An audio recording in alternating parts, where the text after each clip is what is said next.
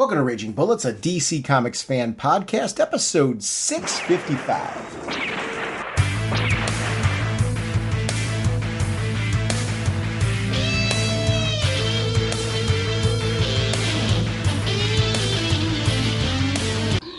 Welcome to Raging Bullets. I am Sean Whalen, drnorge. I'm joined as always by my co-host Jim, the sensei of the whatnot, the Duke of the Sultan of Strategery, the indestructible, bridge-defying, met pariah at an Applebee's and completely forgot what he said about our future.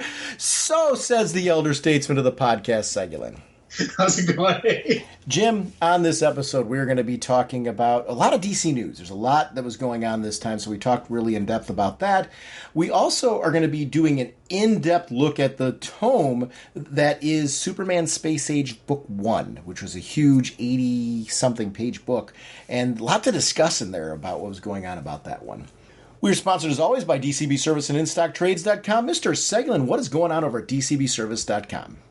We've got Grayson the Super Spy, Omnibus hardcover, 50% off, only $50. And we've got the really neat Harley Quinn 30th Anniversary one-shot. And this has multiple variant covers. They're all at 40% off, only $5.99. So thank you, DCBS.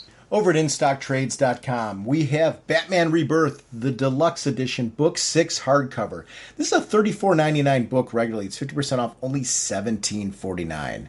Flash Rebirth Trade Paperback, Volume 16, Wally West Returns, $16.99 regularly, 50% off, only $8.49. And the amazing Supergirl Woman of Tomorrow Trade Paperback, $19.99 regularly, 50% off, only $9.99. I want to thank DCB Service and InStockTrades.com for continuing to support our show.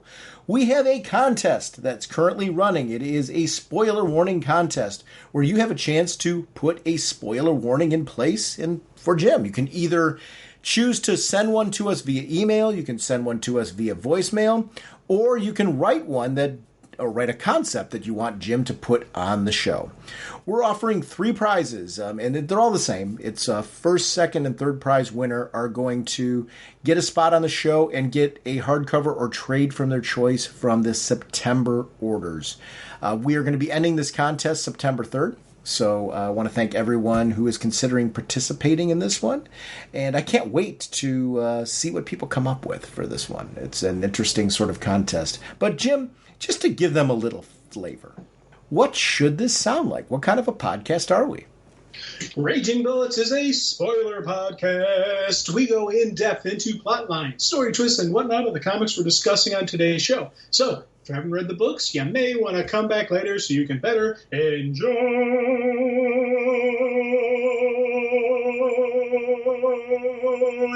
the show. My cat is howling right now. Let's talk some comics. Carter Hall, scientific genius from a far-off world, flies into action as Hawkman. Jim, I had a chance this week to see DC League of Super Pets. And I don't know, did you have a chance to see this? No, I haven't had a chance yet. So, for people out there, maybe if you haven't seen this one, and we're sure if this is on your radar or anything, if you like Minions movies, if you like Pixar, that type of thing, the DreamWorks stuff that's out there, there's so many great 3D animated movies. If you like that kind of thing like I do, I love that, you're going to feel right at home. If that's not your cup of tea, this isn't going to be for you. And I'm not saying that to shy anyone away. It's more of just a reality of expectations of what this is. But I think if you've seen any of the previews of it right now, you kind of know that that's what this is going to be. It's a great cast. The use of the pets, even the Justice League. The Justice League it's more Superman and Lois, but the Justice League proper makes an appearance in this as well, in a few different sequences, a supporting cast. So it's really well done. I found it to be, it had the right amount of fun factor while having a great story. It's totally focused on Crypto at first as the main cast member, but then it branches into Ace the Bat Hound and various other pets like Chip from Green Lantern and things like that are in this one. It's an origin story of the Super Pets. Nice. So there's 2, and I will say this, if you're somebody who loves end credit scenes like I do, there's 2 of them in this one. There's one in the mid-credits and one at the end. Nice. One is kind of a fun little tease of sorts to an upcoming film. And I'll leave it at that. For anyone who loves any of these Disney, Pixar, Minions, DreamWorks, Illuminations, animated films, this is more of that, and I love that kind of stuff. I'm so glad to see it in the DC universe, because I think it's really important to make something that is family-friendly and accessible to larger audiences for awareness of DC Comics characters and DC Comics concepts. And this did that. It was one of those great films, like all of those that I'm mentioning, that had the right balance of stuff for adults and stuff for kids. It's fun and appropriate for everybody. I got the game. The game is a rails shooter. So the game is DC League of Super Pets, The Adventures of Crypto and Ace. It's available on the Switch. It's available on PlayStation. It's available on Xbox. I'm sure other platforms as well. I got it on Xbox. This is an on-rails shooter. So this isn't something where you're going to be like flying all around the city or anything like that. You're on rails where you're flying through 3 different cities. Each of the rest of so Ace and Crypto are the 2 people you can choose between, 2 characters you can choose between. The rest of the cast is a supporting character that you get by beating each city. So you start off with Chip as a choice, and you can level them up. As you level them up, you get extra power-ups. So Chip, for example, gives you that temporary Green Lantern type fix that you earn, through continuing on through the level and shooting things and stuff like that. Shooting, is obviously Crypto is using the heat vision and that type of thing as his way to shoot. It's nothing super challenging. This was a fun game. I'm glad I played it. I was listening to podcasts while I was playing it, and it's a great game for that. Bosses are harder in each of the main cities. When you get to the end, there's a boss that you end up fighting. The main protagonist is Lex Luthor. Each city of the 3 has its own unique twists, but you're still like doing the kind of on-rails shooter thing, but each of the boss has unique twists to them too. When you free a city, where you beat a city, so to speak, and you go to focus on another city, as you would expect, villains start to attack the previously freed city. So there's a lot to this. There's leveling up. It's something where I feel I'm not done with it yet, but I'm on the 3rd city. And I don't know if there's anything beyond that. So in fairness, that's kind of where I'm at now. I don't regret purchasing it. It's a great game for people who are looking for a fun on-rails shooter. It's not going to be like a 100-hour game, though, or anything like that, or a 20-hour game where you're getting that kind of value. It's great for families. It's great for kids, completely friendly. It's for me, I play a lot of games, so having a game that I can play over a couple weekends and really enjoy it as a diversion of support to this is what I was looking for out of this, and it's delivering that. But if you're looking for something really super meaty, it's not intended to be that. It's meant to be this fun tie-in diversion. Harley Quinn Season 3 is out on HBO Max. Have you had a chance to watch Episode 1? No, I'm not. I haven't gotten a chance to, but I think maybe today I will do some Harley. It's great. I mean, it's just more, if you loved the first 2 seasons, it's more of what you loved in the first 2 seasons. Continuing the story progression, character progression. That's one of the things I've really enjoyed about that animated series is I love animation. I love humor. I love the fact that right now with DC, we're getting a lot of different kinds of properties. I just mentioned Super Pets. This is not family friendly. No, not at all. And I like that, though. I love that I can go see something like Super Pets during the week. Then I can see Harley Quinn. And on top of that, Green Lantern Beware My Power is out, which kind of falls somewhere in the middle in the sense that this is more, close to comic continuity proper of what you're expecting from a Green Lantern movie. And so it's been a great week of content with having all of this stuff out there to really enjoy. Well, you know what? Actually, Harley Quinn is family friendly if every member of your family is over 18, because, as long as you're not thinking this is for little children, you're good to go, because, heck, I'm looking at, thinking about my family, and all of my nieces and nephews are now probably age appropriate, I got a couple exceptions. I got my one niece still, under 18. So I'm going to have to really clarify with you what is meant by family friendly. Exactly. Hey, families are all different, man. Yes. We all have our own family designation. That's fine. But great news with that stuff coming out. I've been continuing to enjoy the Talkville podcast. I'm rewatching Smallville. I'm on season 1, episode 3 to match the podcast. Hothead was just out there. It's really a great podcast. And I know they're going to be at GalaxyCon Columbus this year, December 2nd through the 4th. And I'm definitely going to that because I've already got my tickets. Oh, cool. I'm excited to go see that. Ben Affleck's been announced to be in the Aquaman sequel with Jason Momoa, so we're going to get more Batfleck. So what are your thoughts on Batfleck? I really love him as Batman. I've enjoyed it. This to me is like welcome news. I'm very excited for more Batfleck, and he seems to, in interviews, be genuinely like embracing the character, really likes the character, which I'm glad, because I think there was this weird rocky start where he was getting a lot of criticism, which I don't understand, because I've rewatched the films he was in, all of them, and I really enjoy his portrayal as what he was meant to be, an older Batman. It really works for me. You know, I like him. I like Batfleck, you know, and I think I understand I don't even want to say I understand criticism, because I think part of the criticism of him is because it's Ben Affleck. I think he just naturally gets people, just for whatever reason, anything he's in, they're critical of. You know, and has he started to move past that though? Because I feel that was an era. I don't think so. I think. When was the last time you saw though? When was the last time you saw criticism of him though? I'm asking Batman genuinely. Portrayals. Any of the Batman portrayals, I always see criticism. But again, that was at this point in time, we're dealing with a long window. So I guess what I'm saying, I feel like maybe he's moving past that, and we're at a point where maybe with the Aquaman sequel, we'll see some embracing of him more. Because I do feel like more people are stepping out of the woodworks and feeling free to admit that they like him as Batman. Yeah. No, I agree. I'm hoping we get that. I'm hoping we get people who look at the performance and judge based on the performance. But let's be honest, DC movies have a lot of attack even before the movie comes out. You know, there's every single DC movie that has come out, it's been under attack before it even hits before the first screenings of it. Doesn't this year feel different though? I guess what I'm saying, I didn't feel that with the Batman. I didn't feel that negative vibe. I didn't feel that with Super Pets. I don't feel that at all with Black Adam. I feel it's the opposite. I think the excitement level for Black Adam is super high.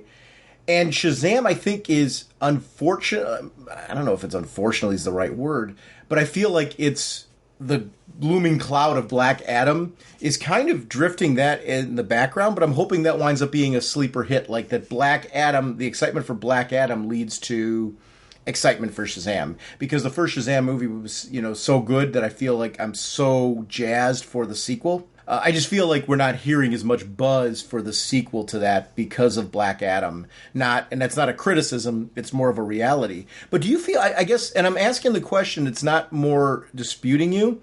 I think you're right historically, but I don't feel like this is a year that I'm the defensive DC fan.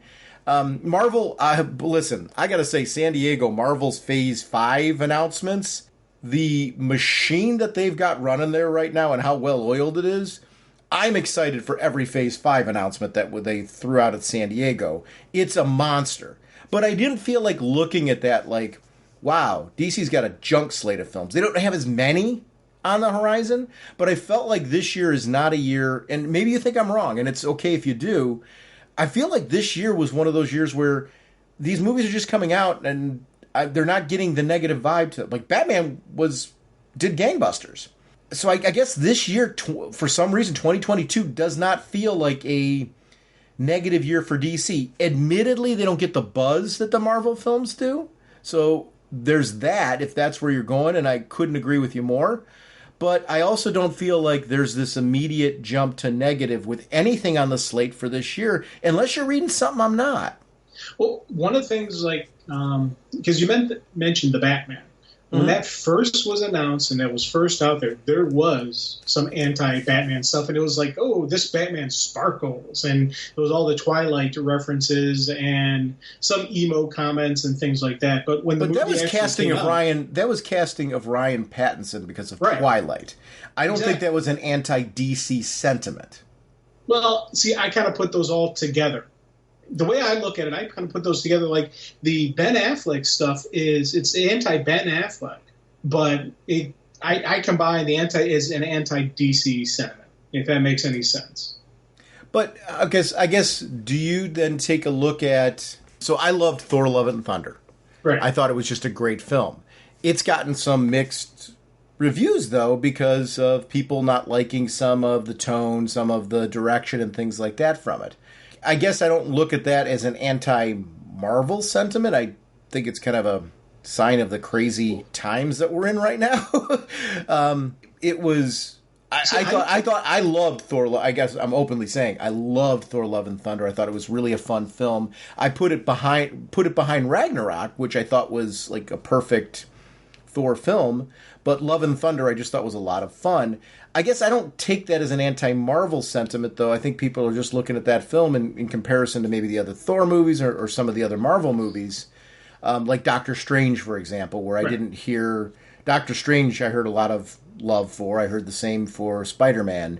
Thor: Love and Thunder seemed to be a little bit more mixed. Well, and for me, what I do is I look at before the movie actually comes out. Mm-hmm. That's where I think the two different companies have a dramatically different approach. Well, not approach, just criticism. Okay. The DC stuff, before anything comes out, DC movies, there's always going to be some type of attack on it. Whether it's attack on the actor playing it, whether it's attack on things they've seen, whereas Marvel, there's always been more of a positive vibe to it. Now, here's Black where I disagree. Black Adam completely crushed that because it's The Rock. What about Shazam? I think Shazam... I'm not hearing anything on it. Well, I think that's bad. I don't think that's it. I think, in fairness, it's coming out right around the same time as Black Adam. I don't think that's necessarily a sign of anything negative towards that film. I think the hype and the build for Black Adam has been going on since The Rock has entered into movies. Think about how many... You and I are big wrestling fans. This is something The Rock has been talking about since he first entered into film, or very close to that. So this is like a dream project that, at times you wondered, was this ever going to see the light of day? I would not want to be any movie from DC trying to come out around that time. Now, here's where I think they might be brilliant. Considering the link between Black Adam and Shazam, do you really think it's bad for Shazam that Black Adam is coming out like a month before it? No. Hold on. I 100% think Black Adam coming out is going to help Shazam. Because right now I think Shazam doesn't have a really good PR engine behind it. Doesn't have a good hype machine. Right. Black Adam has the greatest hype machine ever in the history of mankind, and that's The Rock. Flat out, he is as you said, for the longest time, he's thrown this out there. This is a 100% pure passion project to him. This is not just a paycheck. Everybody knows that. Everybody's excited to see that because he's so personally connected to it. And plus, he's an awesome guy. So you've got all this stuff, all this plus going through it. So I'm hoping that I'm hoping there's going to be a direct tie-in and connection, that they show, end credit or end of movie credit or whatever they want to, something that tells people, hey, also see this movie. There has to be. Because they had the teaser at the end of the first Shazam movie where they were all sitting around in the throne room and there's one empty seat. Like, hey, who goes there? Mm-hmm. So they teased it in that first movie. So I'm hoping at the end of, Black Adam, they tease that's my chair, So it's, I don't know, I'm hoping that that this goes through, and because Shazam to me was a great movie. That was a fun movie. That was an awesome movie, and I want Shazam 2 to do just as well. The trailers I've seen for it, it looks good. It looks like it's again, another solid movie in that universe. So I'm hoping that the Adam and Shazam can combine into a really cool movie. Maybe the third movie of the Shazam universe is with Adam. I don't know. I'm hoping we get some type of connection like that in Black Adam, or if nothing else, we get that kind of connection in the Shazam movie. Something. Yeah, I guess what I'm saying is I didn't feel this year there was the negative vibe on the DC films. I just didn't. I didn't feel like the negative buzz. I think by the time this year hit, we'd seen enough Batman trailers that I didn't feel like kicking into 2022 that there was this, that the Robert Pattinson vibe was still a thing. With him, I'll tell you, he was when it was first announced. And then when they started showing stuff, he started silencing his critics. And people just started backing off saying, okay, let's see what this is about. So he did a really good job. And the movie did a really good job of saying, hey, this isn't Twilight. This is Batman. Yeah. And we got a really good person to play it. Now, with Ben Affleck coming back in and the Aquaman sequel, I think, again, there's an opportunity here to say Ben Affleck is a really good Batman. And I'm hoping that people give him a chance, because really this is the first I've heard of Ben Affleck becoming Batman. I always thought it was going to be Michael Keaton doing the whole crossover stuff, doing it. I thought they were bringing Keaton back. I was like, oh, that's kind of neat that they're doing the Keaton stuff. In Aquaman? Yeah, I thought they were pulling him into this as well. Now, I heard about a Keaton for Flash. I didn't hear about him I heard for Flash, but I heard they said they were going to keep him rolling in. And he wasn't just going to be in the Flash. I've heard that too, but I didn't hear it relating to like the Aquaman was part of Justice League and all assumed, that. Yeah, I assumed that because when I heard them saying that Keaton was going to be rolling out in more than just the Flash, I assumed that meant Aquaman too. That's Batgirl. You're thinking of Batgirl. Okay, cool. I got you. That makes sense. I thought it was Batgirl that I heard that he was going to be in, which is its own kind of thing. Right, and actually that's kind of neat. I'm down with that. So, I like Ben Affleck as Batman. I like him and Jason Momoa. They had a really good dynamic, the two of them. Especially, you think back to the end of the Justice League, whether it's the theater version, whether whichever version you like. At the end of the movie, these two characters had a pretty good groove going. And I say we keep going with that. We keep that going, and I'm looking forward to seeing this. So I'm hoping the hatred for Ben Affleck doesn't resurface. That's what I don't think it's going to. I really think.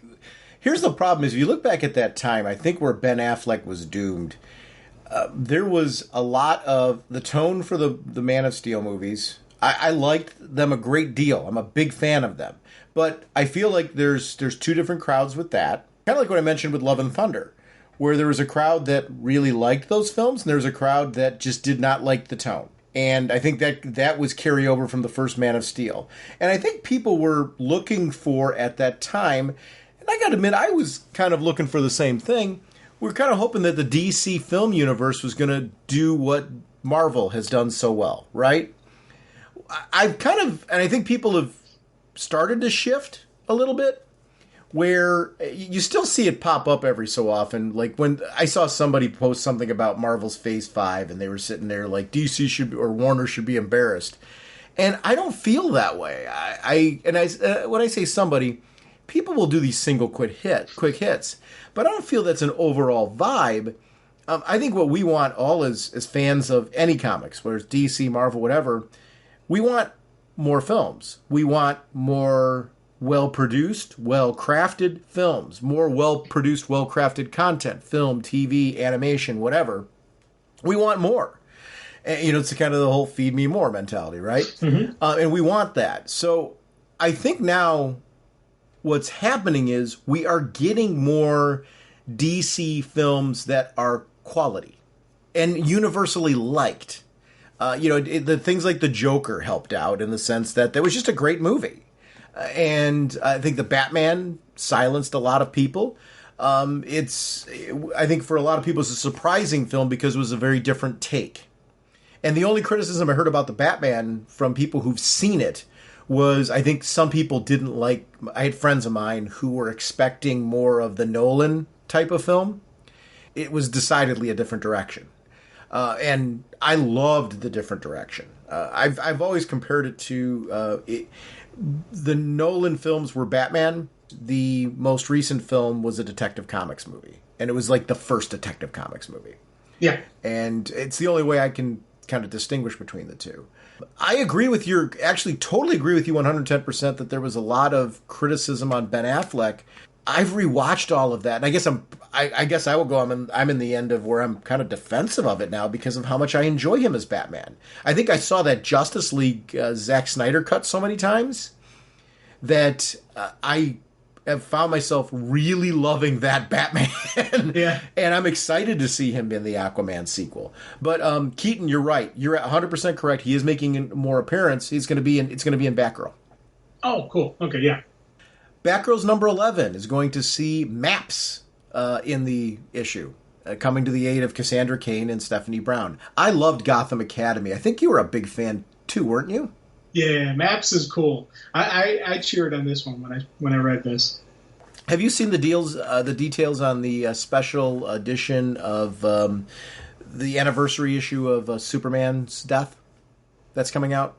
No, I did not. They're doing a one-shot anthology title celebrating the 30th anniversary, and it's going to have 4 stories that offer different points of view from different creative teams on the death of Superman. That is cool, man. That is neat. Yeah, it's a great way to. So it's expansive storytelling, and the creative teams are like a who's who of people that were involved with the original, and some different creative that have some really cool stories, focusing on characters like Steel, Jonathan and Martha. Just characters that you would want to see. Jonathan and Martha, I think, are 2 of the characters I would love to read that story because. That was one of the things in the death and the aftermath that really I thought was well done. Because I remember when Lois realized, oh my God, they just lost their son, and she calls them, and she's in a panic, and she's like, I should have called you sooner. And then it's like, calm down, it's okay, honey, we're here. And then after hanging up the phone, Martha just looks at Jonathan, pack up. Lois needs us. And I thought that for me was absolutely, it was one of those moments I cheered in a comic book because that so fit them. Here they were grieving the loss of their son, but they recognized because they're amazing people that she needs us. She needs our strength now. And they stepped up. So the story of Jonathan and Martha is something I would love to hear. I would love to see and read. And I'm willing to bet I'm going to get choked up because those kind of things, just talking about it now, it's got me a little choked up. But those are the kind of stories that I'm hoping, I think we're going to get out of this. I'm hoping. Tony Dow, from Leave It to Beaver passed away. I didn't realize he was a director, behind the scenes. A lot of times I don't realize that. But the Swamp Thing series from the 90s, the TV series, he was a director on that. He did Babylon 5, which is a show I loved. But I Leave It to Beaver is, growing up as a kid, watching reruns of that, I loved that show. And that was sad to hear about his loss. Justice Society animated film is in early development. Justice Society World War II is in early development, which I think is going to be a really cool film. Oh, God, yeah. And I'm excited to see more of that, just because I love those characters, the idea of them, being in an animated film and continuing to be fleshed out. I just think it's great that we're getting more of that content. Sandman's on August 5th on Netflix. Is that something? I'm a shoo-in on that one, and I'm trying to convince my wife to at least give the first episode a shot. Not that, that's going to be arm-twisting or anything like that. I just think she'll really like it. I know the shows that she and I are watching, like she likes Riverdale, she likes Witcher, we're watching Stranger Things. So, enjoying that kind of stuff together. I feel like The Sandman, from everything I've seen in the trailers, it would be a show that she'd really dig. You and I don't have the same experience with The Sandman. And it was funny, on our Facebook group, there was one of our listeners who mentioned the fact that he never got into The Sandman. I mean, wasn't like his cup of tea. Which I get. I mean, it's kind of like, how it is with anything that you like. You're kind of like, I can't imagine that. How could you not like The Sandman? But we all have different tastes. It's one of the reasons why there's so much comic book content out there. different things for different people. I know you've read some of the Sandman. Is this something that's on your radar? Or are you? I'm like stoked. August 5th, I will watch that. Like, talk about something like opening nighter. I'm like, we're probably going to have special food. I'm that level of excited. Are you excited? Is this something you're excited for? Okay, first off, what special food goes with Sandman? That I want to know. No, I don't know. I mean, just like you would like a special, like a pizza or something like that. I don't know. I mean, I'm not going to cook. It's going to be, like fun food or something, just to kind of enjoy the experience. I'm going to make it an experience. I'm like, if you're going to go specialty for Sandman, that's going to be an interesting dish. Yes. Well, Well, and here's the thing. I may order something wacky because of it. So I haven't gotten that far in the whole process. I've got a week. But August 5th, I am all in on this bad boy. But where are you at? I mean... Okay, I'm all in. The issue I'm going to run into is how and when I watch it. Mm-hmm. Because I can tell you without a shadow of a doubt, my dad will not like Sandman. It's too weird and too freaky for him. Okay. So I'm going to have to figure out, because, again, my Netflix is on my Fire Stick, which is on the main TV. So I got to find a time when Dad, is okay for me taking over the TV and have something else for him to do, because he may sit down there with me and watch it, or he may not. Because, again, he doesn't like weird, kind of stuff, weird and creepy kind of stuff. And I think that's a good description of Sandman, if I'm not mistaken. So I don't think he will enjoy this. And he sits through a lot of stuff that I like, that he doesn't like, but this is one I think that I'm out of here, so I'm definitely 100% in on this, and I will be watching this, but I got to pick my shot. Clark Kent is going to be returning to high school in Superman The Harvests of Youth original graphic novel. This looks really cool. It's part of that young adults line, and I love that kind of stuff where we get to see Superman in different eras and different takes on it, a fresh take on a different era. I think, especially because I'm jonesing so much about Smallville right now, it's nice to have this coming on the scene. Yes. I've always enjoyed every one of these, not written for me, but I still enjoy it. Yeah, that's a great way to put it. We've got the first looks at Blue Beetle Graduation Day and Constantine Distorted Illusions. I'm glad to see more content being put out with some of these characters. Blue Beetle, especially with the fact there's going to be a Blue Beetle film. Constantine with appearance, obviously in the Sand, where we're getting a female Constantine in the Sandman. But Constantine's actually had some great appearances in the media, with Matt Ryan taking on the role in multiple different times. So I'm glad to see comic book content coming out with both of these characters. I'm definitely in on both of these.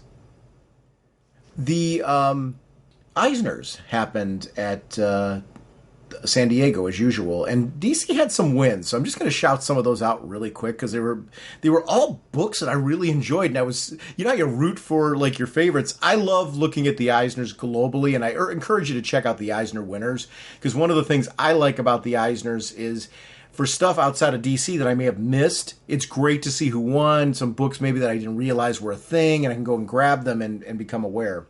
For DC, who won the best single-issue one-shots at the 2022 Eisners? We had Wonder Woman Historia, The Amazons by Kelly Sue Donnick and Phil Jimenez.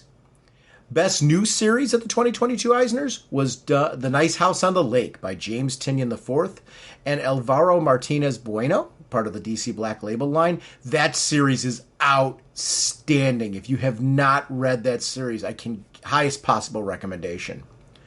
Who won Best Writer at the 2022 Eisners? James Tynion IV, for his various work throughout the year. It's not just DC work. He's had quite a bit going on this year. But if I butchered his last name, I want to apologize, because he's a writer who I follow, just because he's just that talented. Best Penciler Inker or Penciler Inker Team at the 2022 Eisners. Phil Jimenez for Wonder Woman Historia, The Amazons, which was a gorgeous book. So, yes. Yeah, of course. Who won Best Cover Artist at the 2022 Eisners?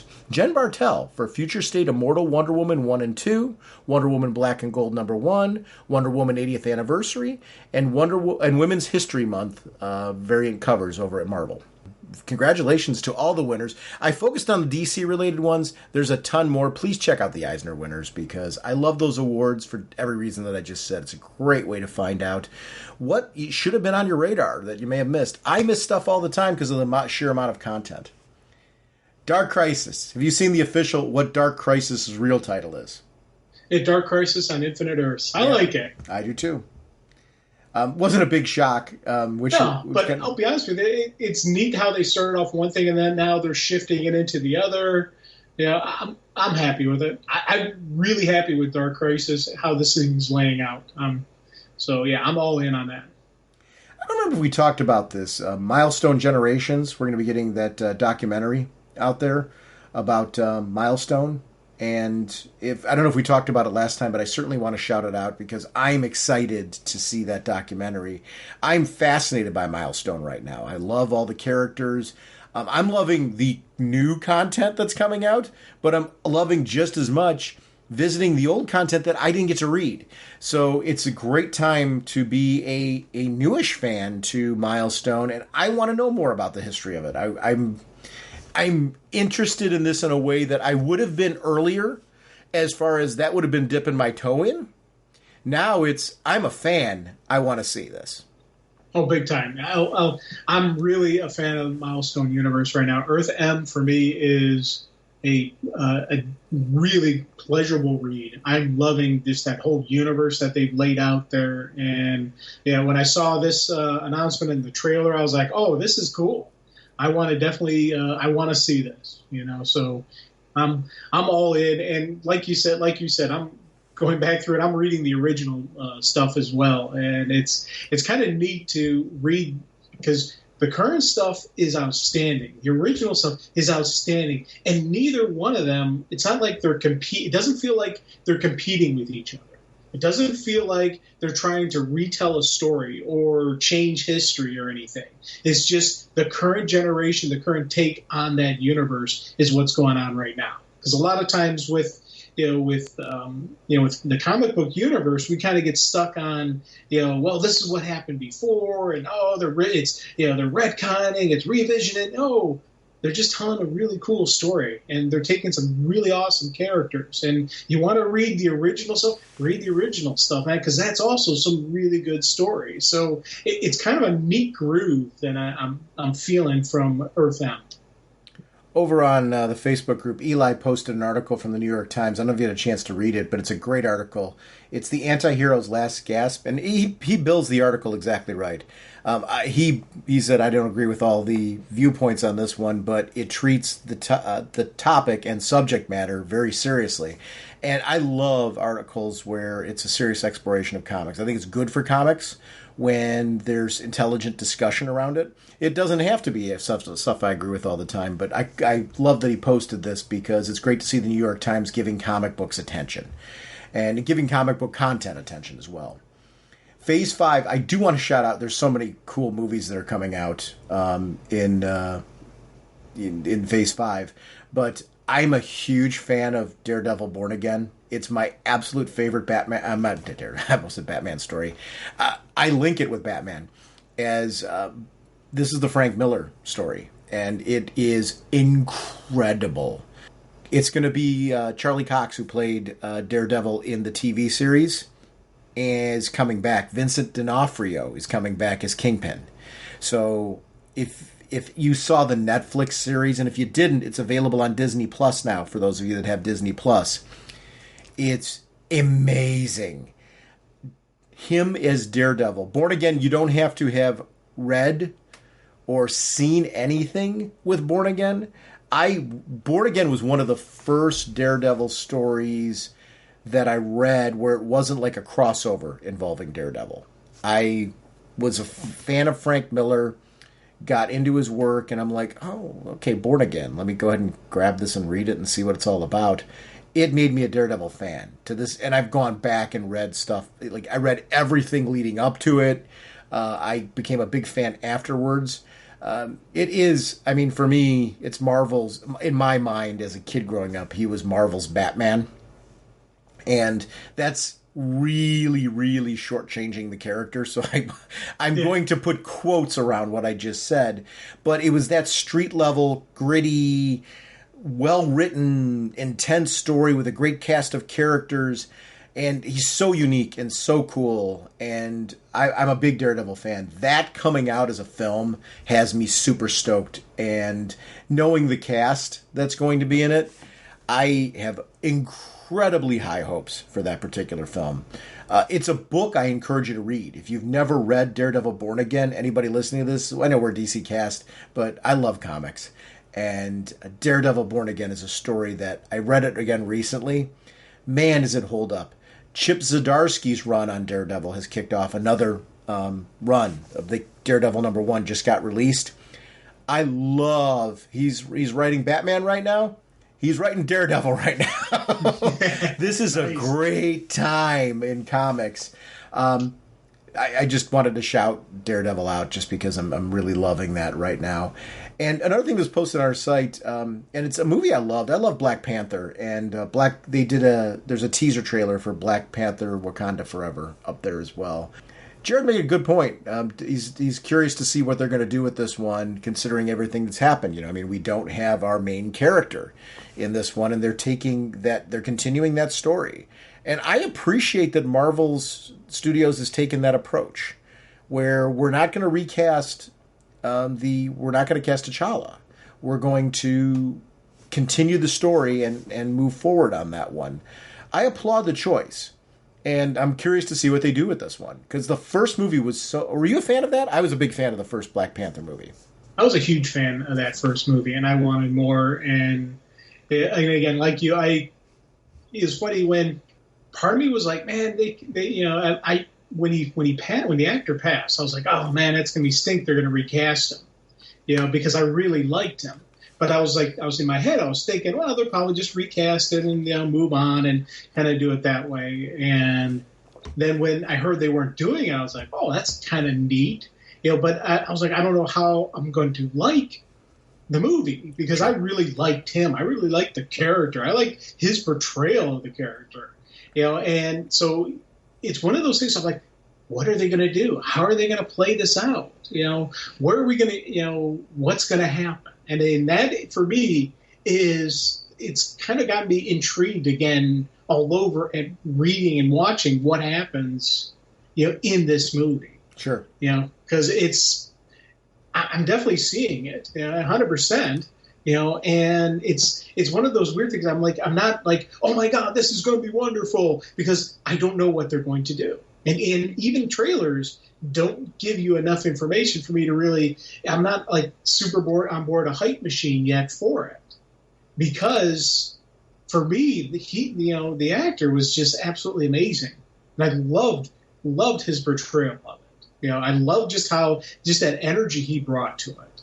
So I'm in and I want to see it, but it's one of those things where I'm like, I don't know how to feel, because part of me does feel bad that they're continuing on, because he passed away. Oh, you mean you think that they shouldn't? You think they shouldn't continue on at all? No. That's not again. It's what they should, and they should continue on. But I've got these weird conflicting emotions going through my head. And I admit, a lot of this is going on because of all the stuff that's happened to me in my life. Like how do you, the notion of how do you continue? Mm-hmm. And that's something that I'm dealing with on a personal level. So some of that is bleeding over into this, because here was this epic actor who he was absolutely amazing. I loved it, who's passed. And how do you continue on? Well, you have to continue on. You have to keep telling the story. And so then I kind of got my head around the fact that, they've got to continue telling the story, but they're not continuing this. But they're not recasting. So I'm like, okay, now what are they going to do? How are they going to handle it? So I don't know how I'm going to feel going into this. I don't know how my emotions going to get the better of me, while I'm watching this movie. I don't know what's going to happen. So when this movie comes out, I'm definitely seeing it. I just don't know how I'm going to feel while I'm watching it, because I can tell you how excited and pumped I am for Black Adam. Yeah. 100%. I'm, gangbusters. I'm going to be there opening night, and I'm going to be hooring, and cheering. I 100% know that, but this one I'm like, I don't know how I'm going to react. I don't know how I'm going to feel, just because, again, it's all personal stuff that I'm dealing with. Is it an opening nighter? It is for me. So let me go to that first. It depends. I'll be honest with you. It all depends on what's going on at work. If I'm able to, with depending on how work stuff goes, yes, it's an opening nighter. But a lot of times work, I have to wait until the weekend. I can't do a late night opening nighter thing. If I've got a bunch of stuff going on at work. How does that compare to Black Adam? 100% opening night. I'm taking the next day off. All right, that's what I was looking for. Actually, I was looking to see. There's a scale. There's a difference on the level. There's a scale here. Yes. Yeah. And for those who don't know, my mom was a huge rock fan. Mm-hmm. She wasn't a professional wrestling fan. She was a fan of The Rock. Anytime I was watching it, when he came on, I'd call her in. She'd watch. She absolutely loved his interviews, his matches, everything about him. She absolutely 100% loved. So, and that's why it's odd for me to say that I'm so excited for it, because I do feel, I'm like, Mom would have loved Black Adam. I would have been taking Mom to Black Adam open night, and I would have found a way to do that, because Mom so loved The Rock. Any movie that he did, any TV show he did, she always watched. And I made sure she knew, hey, he's got this new TV show, he's got this new movie and stuff. But it is a weird thing, because of, again, it's because the actor died, and how do you continue on? And that's something I've been dealing with for a couple of years. How do you continue on? And so I don't know how I'm going to feel going into this. But Black Adam, I'm 100% all in on this, because I got to see that. Okay. Yeah, it's interesting. I really like seeing. I'm a big fan, as I've said on the show many times, I'm a big fan of seeing film on the big screen. I just think that there's an experience there to it. And I think certain films, especially, and I would say especially comic book related films, usually there's a spectacle to them, and there's special effects and things. That I have a nice big TV in the basement. That's my man cave and all that. So I have the ability to see it in that kind of environment where I enjoy watching movies at home quite a bit. There's still something about that huge experience of being in the theater. And it's not so much the social thing for me. I used to think it was that, being with a group. I mean, I love being with people. I love that they're there and that type of thing as well. But truthfully, it's that large. I can't put a movie theater screen in my home. I can't put that level of sound system in my home. There's something different about that experience. So these movies, I'm excited for more of them to come. It's interesting with DC moving forward for film, because I look at that Phase 5 announcement, and I was so glad to see DC Films having a significant presence at the Comic-Con, where there was a lot around, and it was really a ton around The Rock and Comic-Con. I think that helps Shazam a great deal. One other thing that's coming up, and I'd be remiss if I didn't, because I think it's kind of fun. Zack Snyder's going to be on Teen Titans Go. Really? Yes, as a guest star. That's a thing. Oh, cool. So I thought that was kind of an interesting sort of piece. I actually bought, too, the Snyder Cut of Justice League. I bought it digitally on iTunes. And it has the Justice is Gray version in there, too.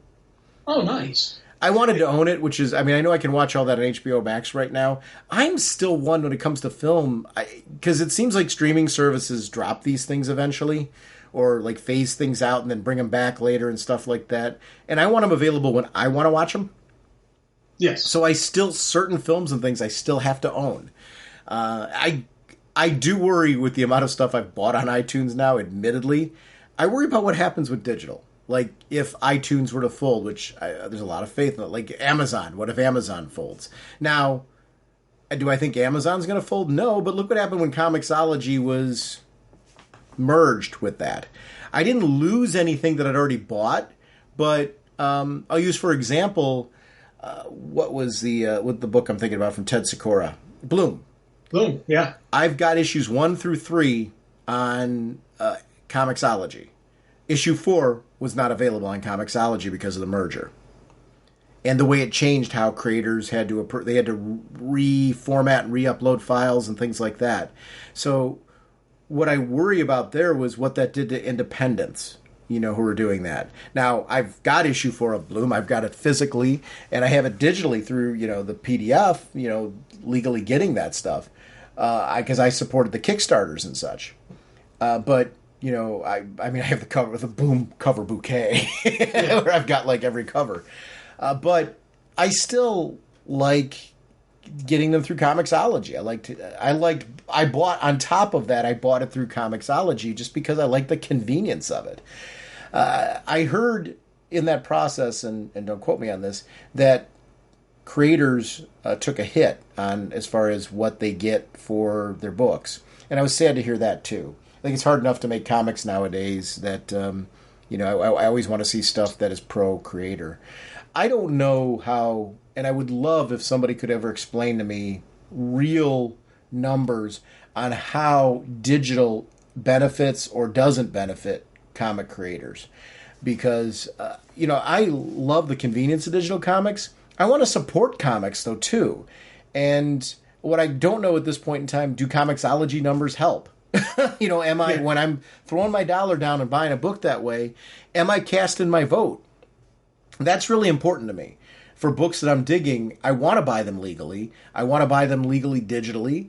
And the reason why I reference legally with digital, reality, there's lots of ways to get comics illegally nowadays, which hurts the industry.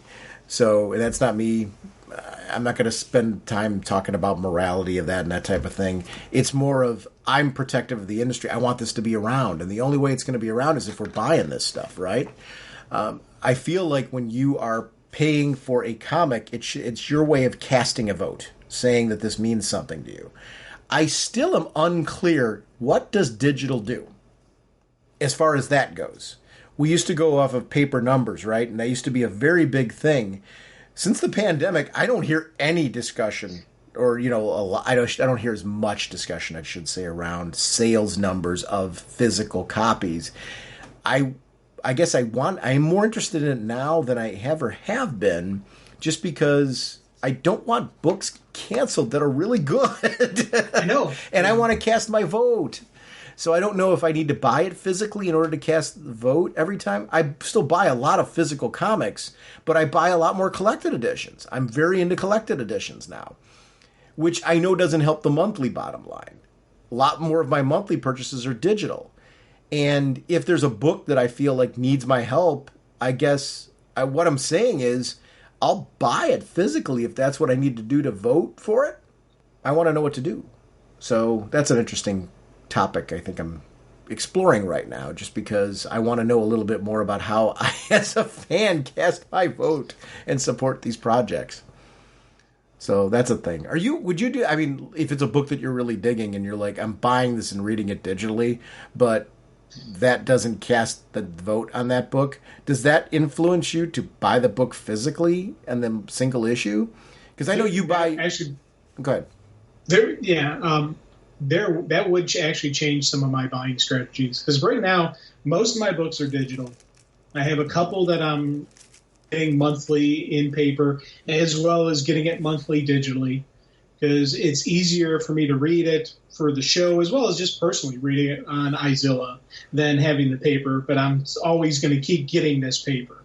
And if I found out that certain titles that I'm really loving, it's not going towards them, I probably would shift those books to paper copy only, and I would stop buying the digital. And when we had an episode on the show, then I would buy it. I would start doing the spot buying, where I would just buy one issue for the show and then keep reading my paper regularly. So I would shift if I found out that digital copies do not count toward a vote. Now, again, it's. If everything works for me, then I'm going to keep running how I'm doing it, because, again, convenience. And for me, it's not even just convenience. I'm spending the same amount that I've always spent on paper, I'm buying more collected editions, though. I love omnibuses. I love, I love some of these deluxe edition hardcovers. In absolutes, I always grab when they come out. Those slowed down a little bit, though. Omnibuses, though, I really like omnibuses. I like sitting down with that tome. I've got a couple omnibuses on coffee tables at my house, and I'll grab them and I'll read those physically. And I love sitting in, like, my wife calls it our study. It's really our living room, but it's really set up as a reading room. And I enjoy sitting in there now and reading paper, collected omnibuses and those type of books. It just seems to be the room in the house where I'll, go and read, and I really quite enjoy the experience. It doesn't change my digital reading, but I find Wonder Girl's really the book that's making me think of this in particular right now. I really loved that book. Yeah. I loved the writing. I loved the art team. For me, it was a special book. And I'm like, did I not vote for this book right? And I asked the question because it's worth asking the question about. I'd like to know the answer. Anybody listening to this, it really has a solid grasp on how digital impacts. I'd love that feedback, just because I feel like I'd like to get educated. Admittedly, I don't spend a lot of time worrying about numbers because my time I spend reading. I enjoy reading comics. But as a fan, when I see a book that leaves, I'm kind of like, okay, how do I properly cast my vote? All right. Let's talk some comics, Jim. To the Batmobile. Let's go. Atomic batteries to power. Turbines to speed. You're ready to move up.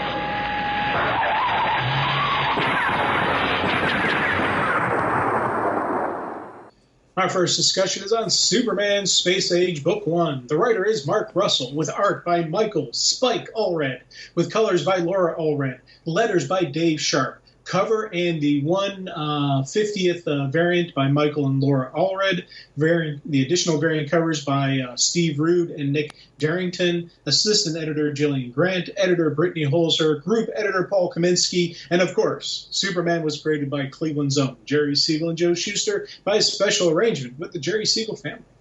I am a huge Michael Allred fan.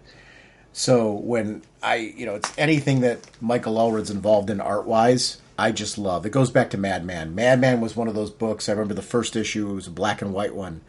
I just fell in love with the styling. There's something really special about the artwork that Michael Allred does.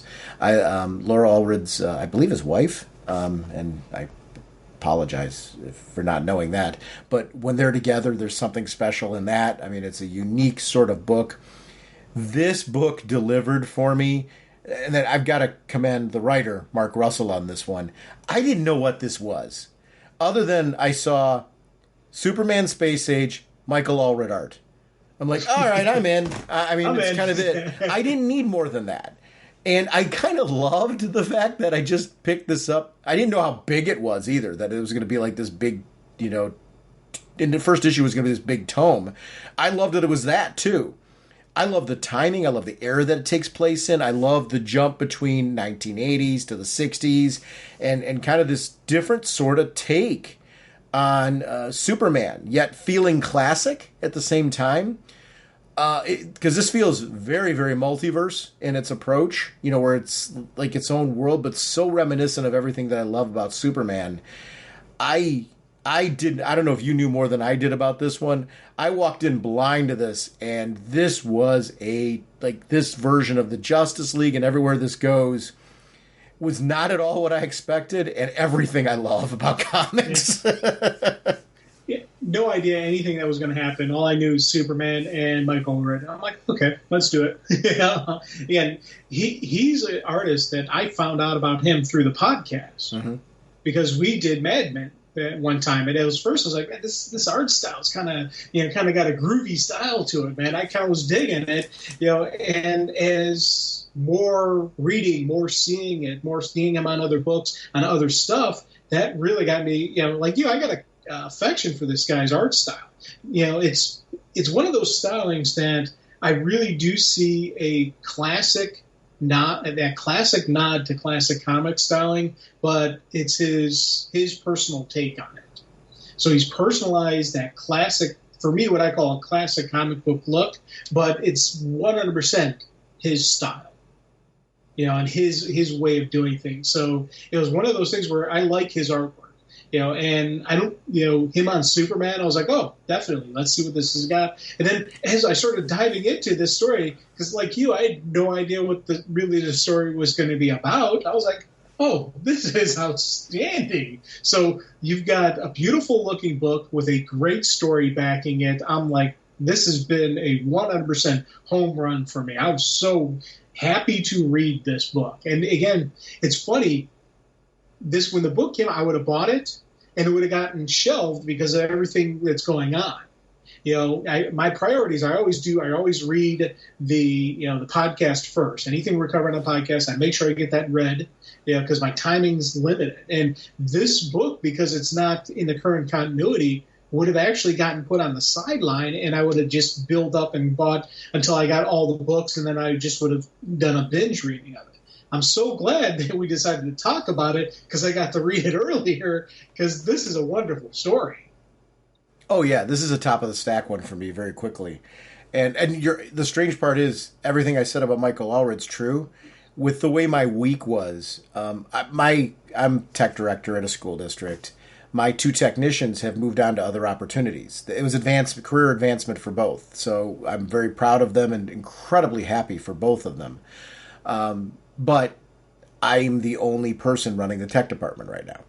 So, needless to say, I'm getting there much earlier and leaving much later than I have in order to stay caught up on things while we are making decisions as far as what the tech department looks like moving forward. So, because I got a school year I've got to get ready for. So, I'm coming home late. I'm, doing my workouts, my dinner, things like that. And I'm not able to read as much as I normally do, which is driving me nuts. Then I'd read something like this. And wow, was this amazing. I love this story because it feels, even though it definitely defines times like the 80s for you and I, it's a different sort of era where, there is an end of things that are coming very much in issue 1. We're jumping ahead to 1985 and seeing a world that is really being impacted by a prophecy that Pariah was referencing with Superman back then. It's the timing of this with what's going on in Dark Crisis on Infinite Earths is incredibly interesting, because I don't know that this story is directly meant to be tied into that, but it sure feels like it is, even though, there's not a direct label tying it to it in any way, shape, or form. I love that, I can choose to plug this in if I want to. I can choose to let it continue to be its own thing. It's such a it stands on its own as just a quality story, and will be one that, this is one I would buy for people. Yes. And this is a book that I would buy collected, nice big trade if they put it. I'd love for them to put this all together, in a massive tome, all together, and just you can sit down and just have a nice calm afternoon and just go through and read it from start to finish. I love when he plays around in the Fortress of Solitude with just the wackiness that is the Fortress of Solitude. This is some of my favorite era of Superman, when you get this stuff where he's doing scientific experiments. He's got Kryptonian technology. We're seeing a different level of that. I love the relationship between Clark and Lois, and I'm so glad in comics that they didn't do the easy way out of, let's break them up. That's the only way to make them interesting. This story is it's out of time, but this different take on John Kent, this different take on them, the Fortress of Solitude kind of breaking down. This is the end of the world, right? Is that what we're seeing here in these initial pages? This is the end of the universe. Yeah. This universe is going away. And I loved how, Clark's at the fortress. He says goodbye to the people of Kandor. And then he goes past the Thought monster, that from Krypton. Because they've dealt with that creature before. And where the horns are, that's like a prophecy. That's like, it's a psychic connection. And you see the shatter there. So I'm like, that's the shattering of the universe. in that creature. So I thought that was a neat connection. And then you go into him and Lois, and then young John shows up. And I thought that scene was awesome because he's like, Dad, is everything going to be okay? No, Jonathan, it's not. And that's all right. I love the fact that Clark is there with his family, and you see just the photos of, Ma and Pa Kent with Jonathan. You see the wedding photo. You see Lois's, Pulitzer Award, just all the stuff that's there. And just as the fortress, crumbles, as the fortress comes to the end of its life. I thought that for me was just an awesome opening sequence. This idea, too, of what does it mean to be a hero? I think that's something that's incredibly interesting in this. I love the idea of what does it mean to be a hero? What does it mean to be involved in the world? What does it mean to save others? What does it mean to save the world? When do you do that? How do you know what the right steps are? I love that there are lessons from this that you can take and kind of apply to yourself now. It's an interesting sort of story in that. These moments with Jonathan and Clark, as Clark's growing up, and kind of understanding Jonathan's background. We don't always get a lot of exploration of who he was, what motivates him. Bumping back to 1944, and him telling the story of, hey, I was in war, and we were in a sequence where, we were trying to do the right thing. The person was surrendering, so we figured we'd round them up, take them as prisoners, that type of thing. They weren't having it. It totally impacted me. That bomb going off, him blowing himself up, him blowing up some of my people, it totally changed how I reacted to situations. And the cigarette bit was where that was how I knew that there were people in there. I got to know telltale signs that they were in the caves. And it was just such a...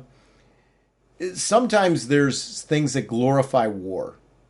And I love those sequences where they talk about, these are why soldiers come out traumatized from those sequences. And I get it. And it shows, these people are trying to defend their country. They're trying to do, in their mind what they think is right. But then they're also trying to survive. And when you start mixing survival in with that, you start making moral choices. And there's things that stick with you.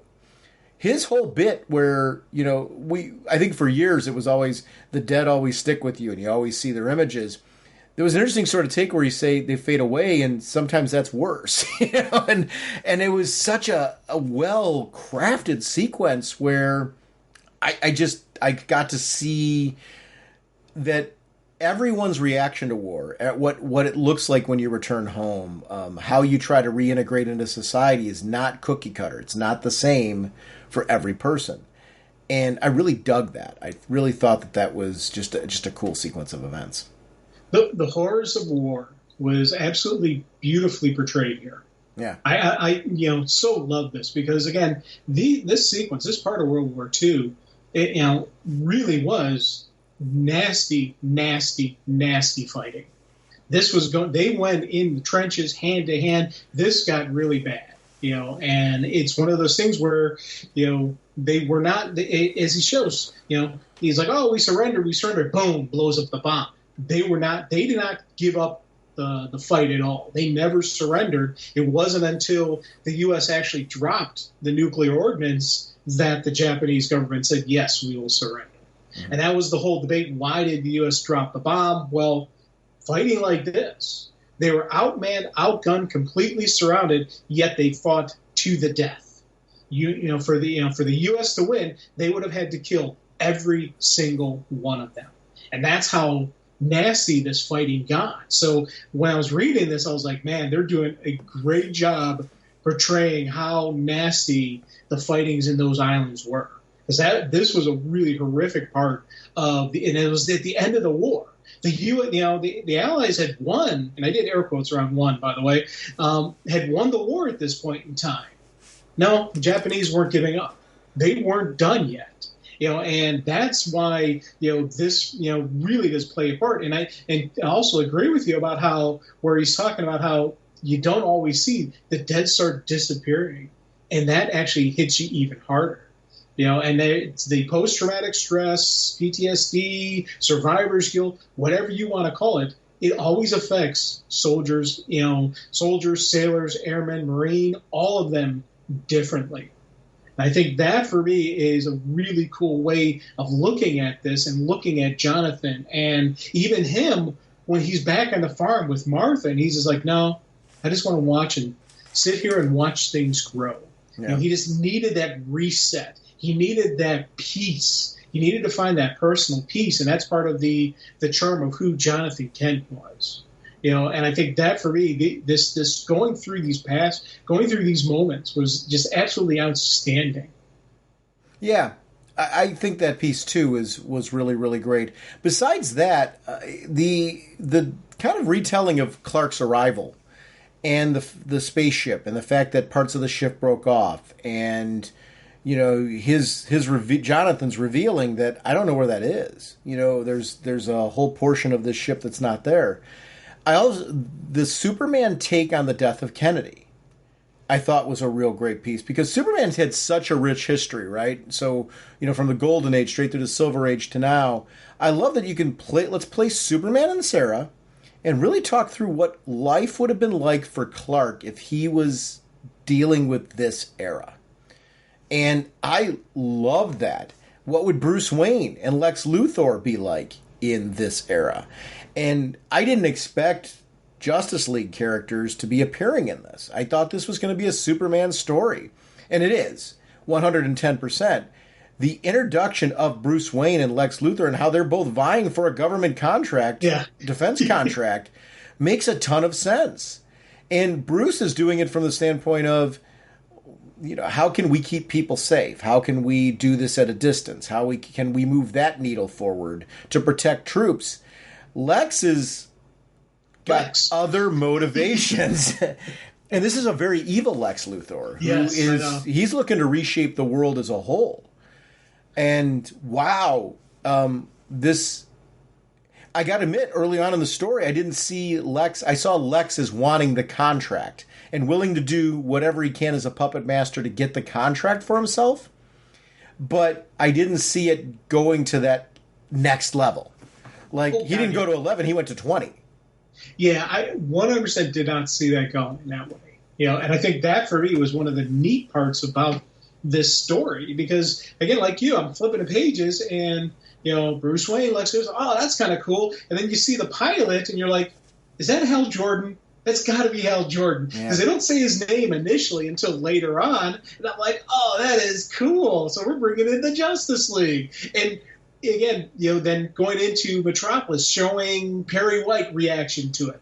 This, for me, was a great sequence, because Jimmy's talking like, wow, you'd think Mr. White be broken up. The president just died. And he's like, and the response back is, that's how a journalist mourns. I thought that, for me, was a really cool moment, because Perry White is 100% a journalist. Right. Yeah, he's the editor, but he is still the boots on the ground, tried and true, honest to God journalist. And I love the fact that he's doing this, where he's got to get the story out there and he's got to get it right. He needs and finds out that only that Lois Lane is the only one there. I'm like, oh man, I was just like, yes. It was like just hitting on so many levels for me.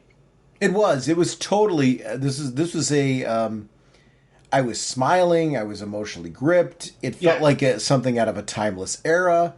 It felt a lot like watching the classic George Reeves show mixed with a modern flair. And I loved that aspect of it. It was hard to pin down, even though they were giving you dates, when this took place. And I love that. I love when they were able to make a story have a timeless feel like that, going through the Johnson presidency. And Clark basically saying, I know you're saying that I should hang back and take it easy and kind of figure out how I fit into things. I can't. I need to get involved. And he gets it wrong. Yes, big time. He flies in and he starts to become a catalyst. He's now this unidentified weapon that, in the minds of both sides, this is an attack. He's become a catalyst when he didn't intend to be. Exactly. And I think that, really did show how on the cusp the world was at this point in time.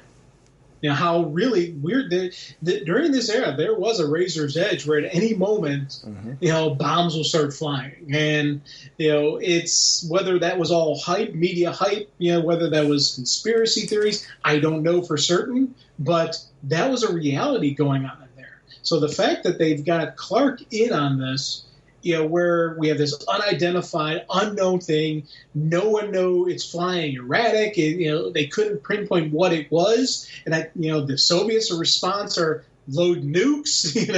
U.S.'s response is hell shoots them down. And I thought, for me, those were some great, again, very realistic moments on this time of the world. And I thought it was a really cool moment. And then I loved how Clark had the realization where he's like, okay, I did something stupid here. I need to take a step back and figure out where I fit in. I thought that for me was just a really cool sequence, and that it showed great historical, realistic, and you got to do air quotes when you're talking about alien from another planet who can fly, but it was very realistic, and I loved everybody's response to it. Yeah, yeah. And you're right, the response to it that everybody was giving was also a really cool piece. I love his visual take on Lex Luthor on this. I missed Tessmacher being in it. I thought was really great. Otis is there too. Yeah. I loved Otis and Miss Tessmacher. Yep. I always cheer whenever they're there. And I hear, I do hear the movies from, Mr. Luthor. I do hear his voice. It's from the Superman movie, 100% every single time there's ever an Otis line. The Chief and the Daily Planet, I thought, were also some great sequences, because this is a very early entry into the relationship of even Lois Lane. Lois Lane is not the Pulitzer Prize winning author right now. She is on a beat that is, really checking out the local crazies. All of the stuff that sure has a place in the paper. There are sections that people get to later on. And we get to see her go in on those interviews, but she happens to be on scene where the assassination happened. She's able to get those basically eyes on, I was close to it, I've got blood on my coat kind of interviews, and is able to make her mark from that. And I loved seeing that journey. We don't get to see that very often. What was it like what put Lois on the map? And in this world, we got to see what put Lois on the map. Well, she interviews Zapruder, which I thought was kind of a neat little connection to it. And yes. As you said, with the lady who got the blood on her coat, how that turns into her byline and her headline. It was a really neat Lois Lane moment.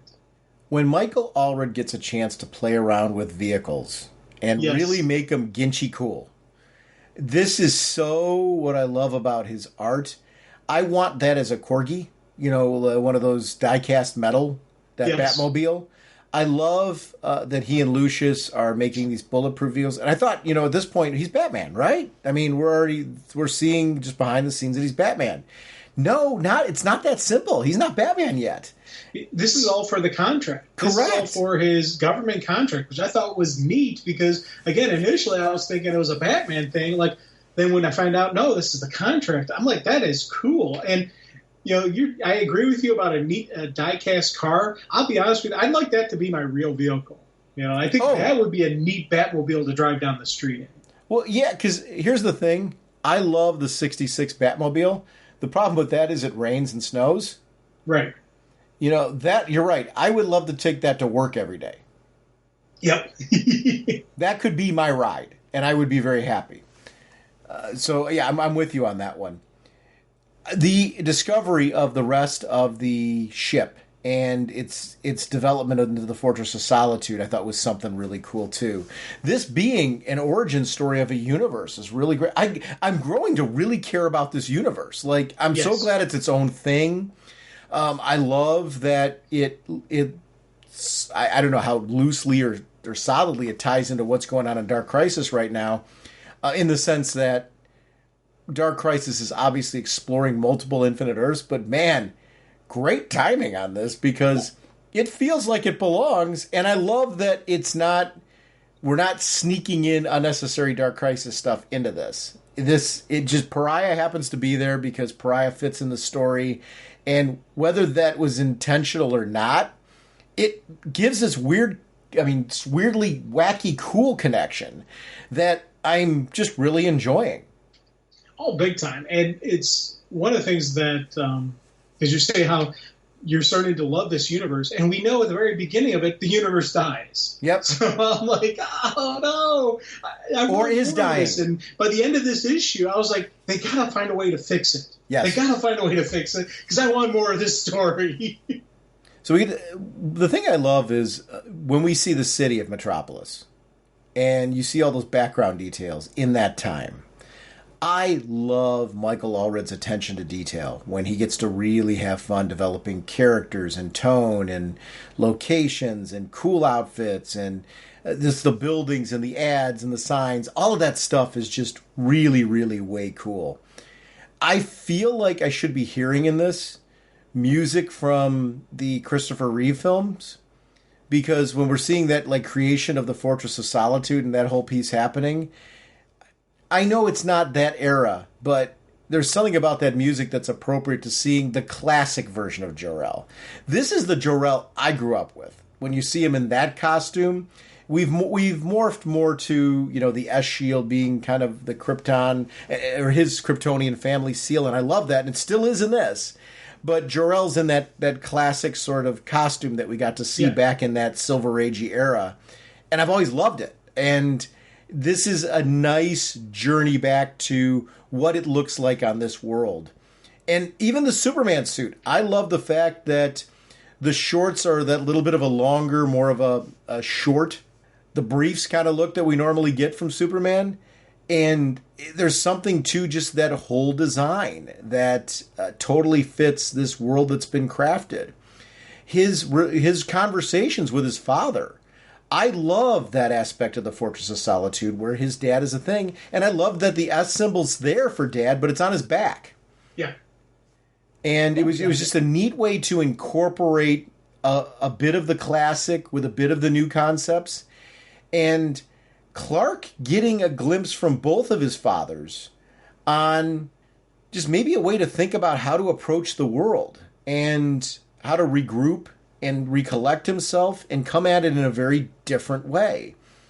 I really liked that aspect of it. Jor-El offers him some very serious guidance, and you get these thought-provoking pieces where Clark's in wonder of a lot of what he's seeing. His dad's assuming that he's already at certain stages of his life that he hasn't quite hit yet, but he's giving Clark a taste of this is who you can become, this is who you likely will become. He thinks his son's already there, the towering scientific intellect, that type of thing. And Clark's kind of like, I do? And I loved that. It was so great that Dad was knowing what could be ahead for his son, but it isn't there yet. Dad wouldn't know all of that. Dad's right, but we're not quite there yet. And it was a cool sort of exploration. I've never seen that take before, where we got to see the Jor-El that has the game plan laid out for his kid, and it isn't quite where it's at. Not yet, but it's kind of neat. Again, as you said, everything you were saying, I was nodding my head right along with you. How there was such a connection to the original movie, to the Christopher Reeves movie while I was reading this, and I loved the attention on Jor-El's face, how similar he and Clark are. Yeah, because you think about it, in the movie, come on, Marlon Brando, how do you pass on that? So, but Marlon Brando and Christopher Reeves really did not look alike at all. But, again, how do you pass on that, on him as playing Jor-El? That was absolutely wonderful.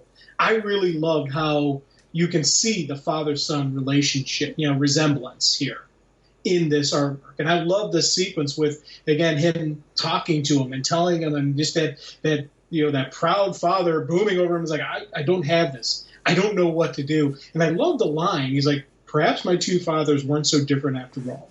They'd both seen enough destruction and had simply hoped to watch something grow. I couldn't let them down.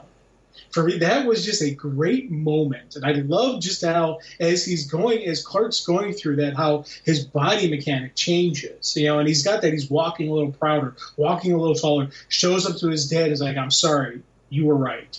Dad. And he gives his father that hug, and then we shift on where he's like, I've got to keep growing. I've got to develop. I've got to figure this out. I loved how, again, this for me was a true Superman moments of his growth. And this is the birth of the hero. This is the birth of the guy who is Superman. And I love reading this. So I couldn't agree with you more. It's one of the things that I really enjoyed. I think what they did in the film with Brando that I thought was interesting, the hairstyle, right? Yeah. So they gave him a hairstyle that was very similar to Christopher Reeves. They did more with and I think that's where the symbol came from too, using that with Jor-El. They tried to link that in a different way that I thought worked in the film. But I agree with you totally on every connection you're making with the Jor-El in this. It's what I always liked growing up about it before I saw that movie. This was my first exposure to Jor-El was this Jor-El. And I love seeing this guy, in this particular version. The Smallville train station where Clark's motivations to go to Metropolis and what he's trying to do now and the mom with the sandwiches and things like that in 64. Yeah. I really liked here's your journal, here's your way to talk to someone, even if it's just yourself, this idea of self-dialogue and journaling and writing and what it does, I thought was really great. And the genuine love and affection that he has for his parents in those moments as he's going off into this world, I love this time. The 60s and the approach of Superman in the 60s like this, I love this era. And being able to do it in modern storytelling with modern dialogue, I thought just really works. And there's something special about this. The costuming, the artwork, and everything that Allred does to give you this feeling of the era, I thought was really great. And Clark taking over the beat that Lois used to have so that way she can go on. She's lightning in a bottle. Now she is the top. She is the buzz reporter that people are going to be looking for. So Kent can now take over these stories. And he does, especially the Dinosaur Rock story. And we get to see him do all these, crazy things that are there. And you're thinking it's one wacky story after the other until he meets Pariah. And the Pariah in the bar bit is like where, you can call me Pariah, you can just drink. And, he's like, I'm from the future. I'm just not from the future. I'm not from the future. I just know the future, he said, which is an interesting thing. If I was from the future, why? Because I should pull back. If I was going to come back from the future, why would I come back to this idiotic time? Was I thought such a great line. And I don't want to misrepresent that because that line was so funny. But he knows that this world's dead in 20 years. Yep. Imagine that existence. And I do think this does a great job of being a complement to what's going on in Dark Crisis. Why is Pariah the way that he is? Why was Pariah vulnerable to become the way that he was and to have that darkness really tap into him? Imagine living your life where you see the destruction of multiple worlds. You're sitting down, in 20 years, this place is done. And you're talking to people, building an interesting conversation or relationship, and hey, I caused all this because I started exploring this antimatter piece. I brought the anti-monitor in the world. I did all this to you. And there's nothing I can do to correct it. So everything that I'm seeing, these worlds that are all dying, I caused this problem. You can't even stop this. Woo! And I like the fact that he knows that Clark is Superman. And that Clark will eventually become Superman because he says, you can't stop it. But the other thing I loved about this was the fact that this was the Siegel Bar, and right next to the Siegel Bar is Joe's shoe store. And I'm like, that made me laugh and chuckle. I thought that was really cool. And Allred does a great, whether it was Allred or the writer or a combination of the two, there's always such a great job done in books like this, that attention to detail. The discussion at the Pentagon where Bruce Wayne is pitching his idea. Okay, I'm going to say this. How do they not know he's Batman when he eventually comes on the scene as Batman? Yeah, that when he comes on the scene, that I don't know how they're going to fix that. But again, come on, suspension of disbelief. But I'll tell you, this was a really neat way to why he developed the stuff, and just again showing what he developed, why he developed the military contract, and just how he was building this for the military. All of this, because you think about it, if police force had half of the bat tech, they would do really well against crime. If an entire police force had that bat armor and had the technology and had all the cool toys that Bruce has, that would really help out, the military. That would really help out the police force. So it was kind of neat to see that that's the birth of this, and then later it becomes something different.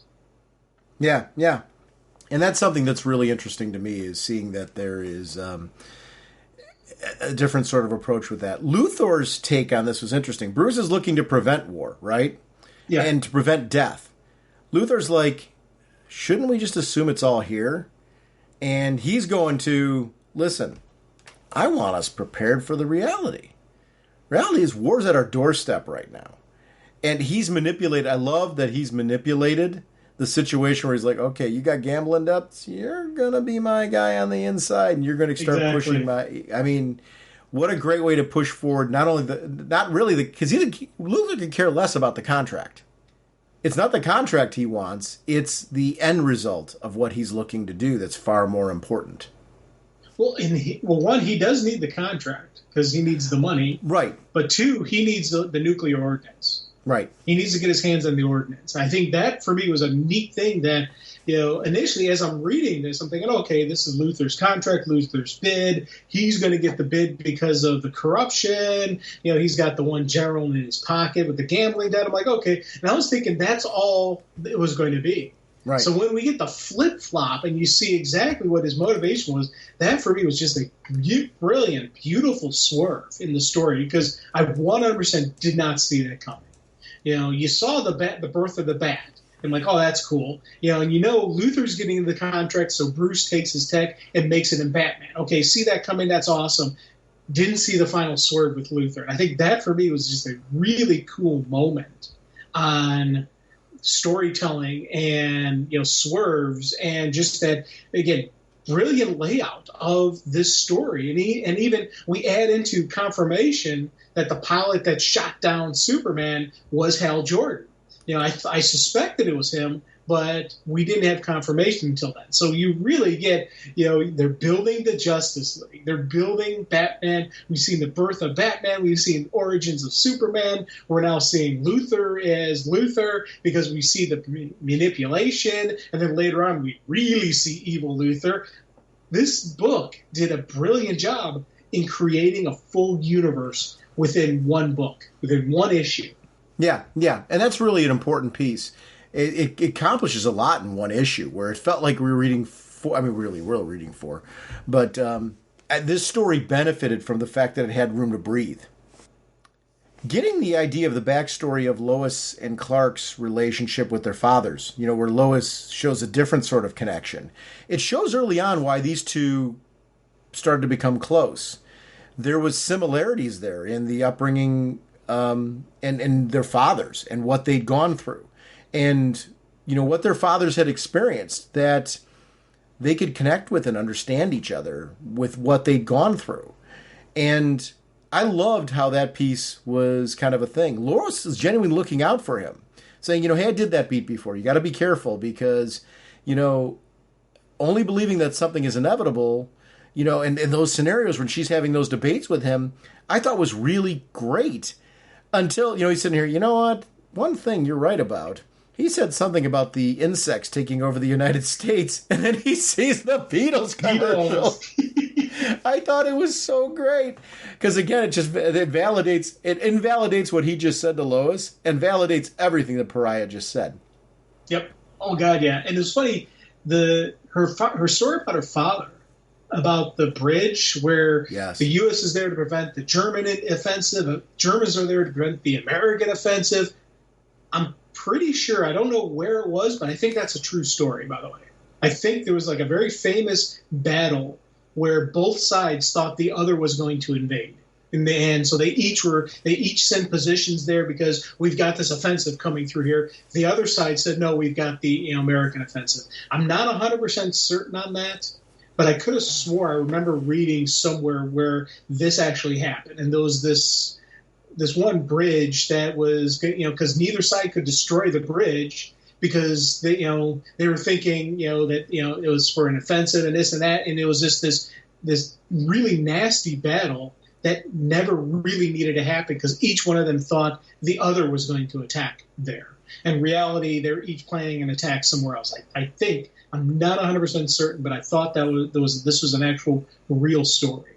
And I think, for me, again, showing the horrors of war, this book did a brilliant job with that. So thanks to General Knox, Luther wins, being the mole. Luther wins, by basically paying off his gambling debts. And what does Luther care? Because the money really doesn't mean anything other than a means to an end because it's going to be useless in a little bit in his new world, which I really get was a thing. It was interesting to see Luther doing these, spending frenzies and knowing why he's doing it because that money, like he gave $1 million check to one guy, that money means nothing if the world's coming to an end. So it was great. Lucius Fox and Bruce with this whole thing of, well, no, we didn't say destroyed. We said disposed of. And I put that term in there very specifically so, we can kind of take it off the books. We can hold on to that content off the books. And Lucius really being a driving force on the development of Batman here was something that was really interesting in this take. And I loved that about it. In that sequence, I love the fact that they've got all the different body armors, but they've got the two body armors scaling up the wall like they did in the 60s. Yes. That, again, the story itself is absolutely brilliant, but little art moments like that, again, it's like the Seagull bar and the Schuster in Joe's shoe store, and then the scaling on the side. I was like, man, that is some really cool stuff. I'm so glad, they threw that in there. They're doing collections now of, and they're on 2 of them, I believe, of Michael Allred's Madman. They're brand new collections that are out there that are available both digitally and in paper. And I snatched them up in an instant. I own this giant-sized Giganta tome of it, but I'm rebuying it again because I don't have it digitally. And I just love his artwork so much, and it is the tiny details. It's where he has fun with the art. That is something that I just always really dug about the character. His use of facial expressions and body motion and movements and stuff that are out of time, I thought was really great. This sequence with Lois and the train and everything that's going on there. His moment where he has this realization, I don't know if there was a specific moment when I suddenly realized I loved Lois. But somehow I've always known that I couldn't live without her. And I mean, my gosh, who can't connect with that? You know what I mean? We've all had moments in our lives that you can pin down to that. And it's not necessarily even, a relationship based or something like that. There's moments where there's things that have happened, emotions that you've had. You can't pin down when they started, but you knew that they were like always there. And I just loved the dialogue matching the artwork in that. So it's great example of writing and art in this really going well together. Oh, big time. This 100% was, I love this story. I love this artwork, and I love them together. This was a really great cohesive unit working together here. And you go into I love training sequences. And when he's in the fortress working with Jor-El, going through not just the physical stuff, but also the mental stuff of it. The intelligence, just the going through the different equations and the Kryptonian physics. So it's not even just regular, normal Earth stuff. He's going a level beyond that. Again, laying the groundwork for the super scientist that, Superman will eventually become. It was absolutely wonderful, man. I loved this sequence. Yeah, I did too. I think that part was absolutely great. And it leads to, why are we doing this? What are we going for here? And Jor-El really explaining him some of the realities. No one saves the world. The best you can do is to help people survive it. And it was an interesting sort of take on that piece, where you can't save the world in the sense that you can change everything and do that. surviving it was an interesting way to put it. And I think there's a truth to that, right? Oh, big time. And I loved how they didn't shy away from the stuff going on. No. We've got the war in Vietnam. We've got the segregation in the South. We've got the civil rights movement going on. And I loved the fact that, Lois is right in the thick of it, which, again, it's not the safest place for her to be, but she's Lois Lane. She is not hanging back. She's not going to, go quietly into the night.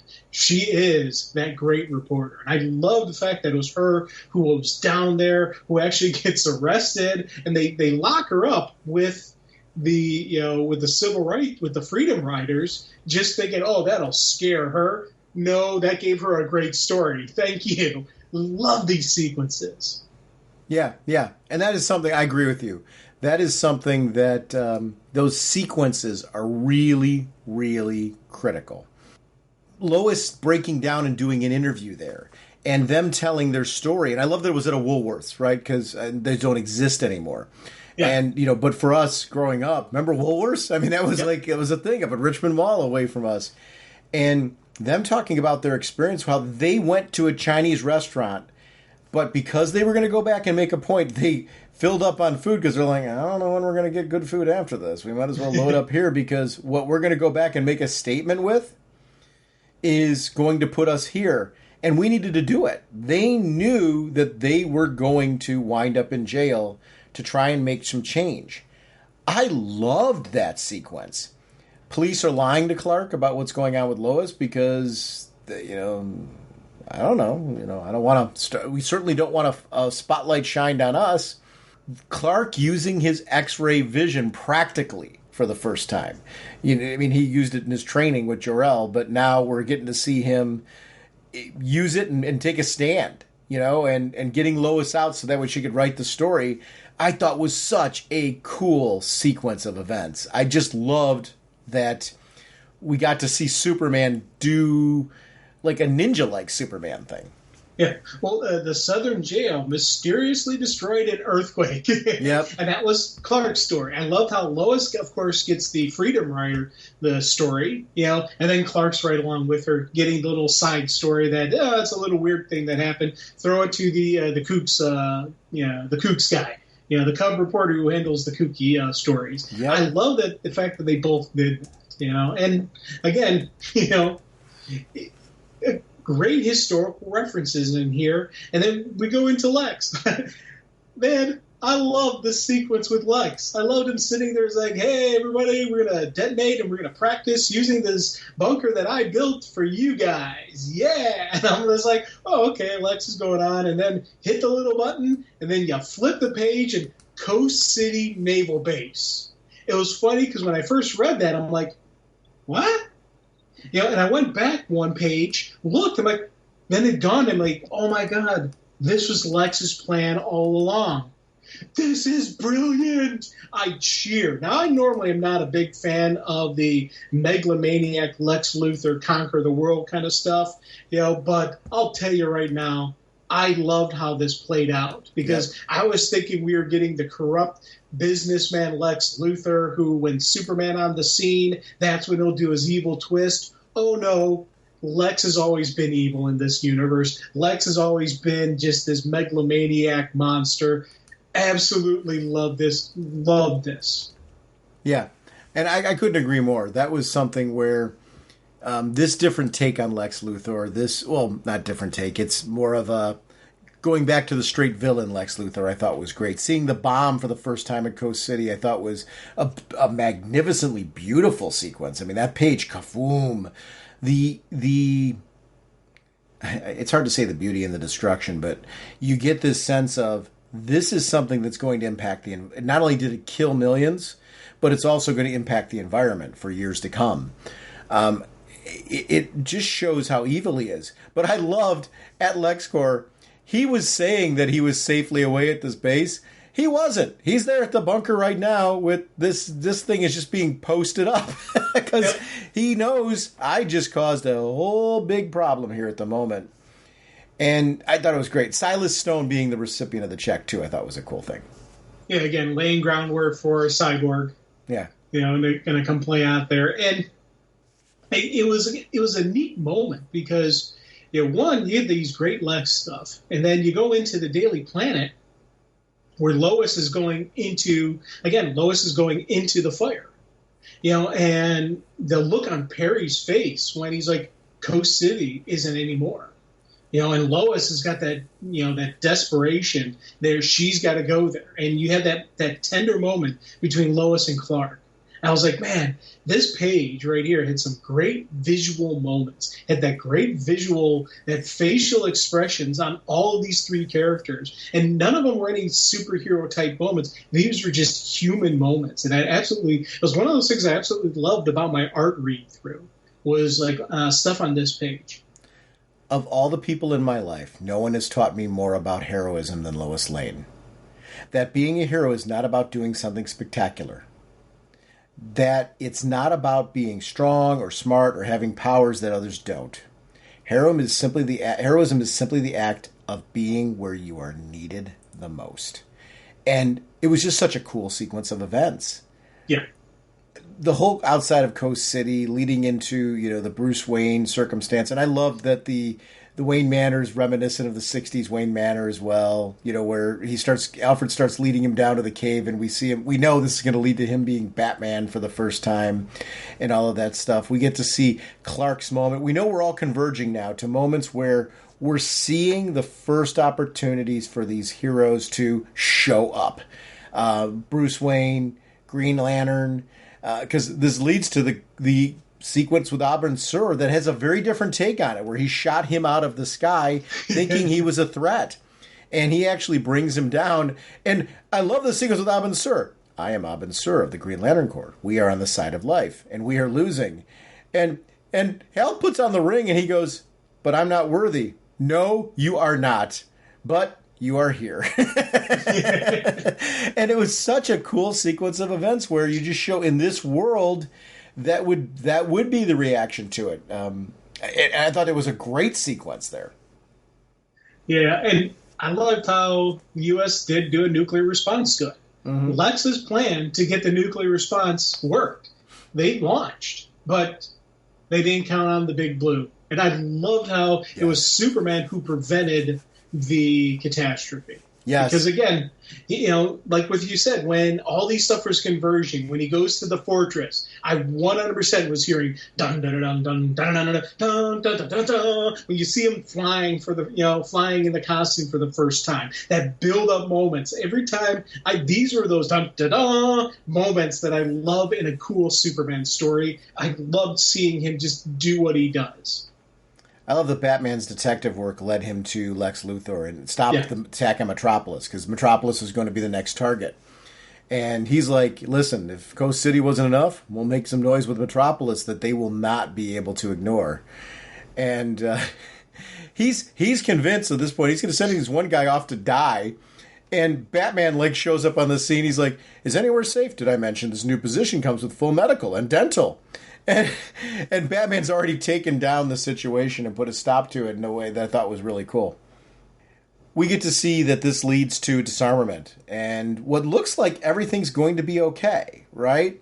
Yep. And, Clark's back talking to his parents and, and basically reflecting on everything that's happened there. We get to see Wonder Woman come on the scene where it's like, we tried to keep ourselves away from the affairs of the world, but see now that, like it or not, we are a part of this world, and we need to be a part of preventing the dangers and the initial formation of the foursome that would become this first Justice League, this first Wonder Woman, this first Batman, this first Superman and Green Lantern, and how they were named. And we see the next issue, we're going to be getting the Flash. I'm so excited to read more of this. And Batman's evolution of his costume is in issue 2, too, which I think is really cool. We get to see more of a traditional bat suit in issue 2. And Wonder Woman's costume evolving in issue 2 as well to a more traditional Wonder Woman costume from this era.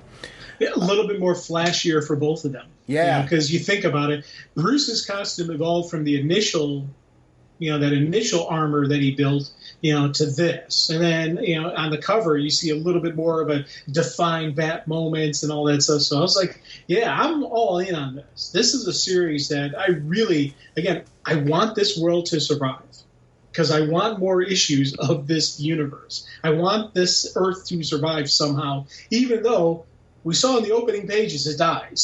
So I don't want that to happen. I want them to figure out a way to make this work. One of the things that I really enjoyed was seeing Neil Adams at like this comic convention kind of line, getting signatures and autographs and sketches and things. In the story written by Tom King, drawn by Josh Adams, colored by Hi-Fi, lettered by Clayton Cowles, and edited by Brittany Holzer, with dialogue from Neil Adams that was quoted from the Comics Journal number 72 in May 1982. For people that are very interested in seeing more quotes, remembering Neil, DCComics.com/remembering Neil Adams is the site with no. But I think it was just really cool to see the tribute. I'm a fan of when they do this kind of thing, honoring the people that have made history at DC. What a terrific story this was. I did not expect any of this, and I'm always love when I'm pleasantly surprised by something I didn't see coming. Oh, big time. Yeah, I was, as we said at the very beginning, I was in on it because it's Superman and it's Allred, but I did not really think the story would be as awesome as it was, and having me wanting this universe to survive. Mm-hmm. That's how much I love this story. I want this universe to survive because I want more stories in it. Yeah, I couldn't agree more. Reaching melting point. Not sure we can make it. I would like to remind everyone about our show voicemail line. It's 1-440-388-4434 or drnorge on Skype. We love having you part of the show. RagingBullets@gmail.com is our email address. You prefer to contact us that way. RagingBullets.com is our show website. That is where we first post the episodes. They then feed directly into Twitter and our Facebook fan page. We are proud to be part of an amazing Facebook group community. And really, the Facebook group community is our first source for news for our Speeding Bullets segments like we do on this episode. So I want to thank everyone who helps by posting news up there and keeping us up to date on what's going on in the world of DC Comics. The About Us section of the show website has how you can connect with us on social media and gaming platforms, and we update that regularly. So please feel free to look at that. We love connecting with all of you. We are sponsored, as always, by DCB Service and InStockTrades.com. Jim, what is going on over at DCBService.com? We have Grayson, the Super Spy Omnibus hardcover, 50% off, only $50. And we've got the Harley Quinn 30th Anniversary one-shot with multiple variant covers, 40% off, only $5.99. Thank you, DCBS. Over at InStockTrades.com, just a reminder that you can get the Batman Rebirth, the Deluxe Edition Book 6 hardcover, $34.99 regularly, 50% off, only $17.49. Flash Rebirth Trade Paperback Volume 16, Wally West Returns, $16.99 regularly, 50% off, only $8.49. Supergirl Woman of Tomorrow Trade Paperback, $19.99 regularly, 50% off, only $9.99. I want to thank DCB Service at InStockTrades.com for continuing to support our show. Please remember our spoiler warning contest. We'd love to have you participate. You can get it to us either via voicemail from our voicemail line, through email at ragingbullets@gmail.com. You can also write something and send it to us if you're like, I don't want to necessarily do one myself, but I have some great ideas to put Jim to work on. Go for it. And we will certainly acknowledge your contribution in that sequence. So we'd love to have you be a part of that contest and win one of our prizes. Our next episode, we did move Artemis Wanted from this episode to next episode. It was just due to the length of our in-depth discussion on the Superman Space Age story. So that will be next week. We will also talk about Dark Crisis number 3. So we will see you then. Bye. All right, you guys. Are you ready to sing your song? I'd say we are. Yeah, let's sing it now. Okay, this should be fun. Now get ready for your cue. Okay, Sean? Okay. Okay, Jim? Jim? Jim! Okay. Raging Bullets time is here. We talk about what we hold dear. Comic books and TV shows. Superheroes and their clothes. Justice League and so much more. I just love Green Lantern Corps. We talk about the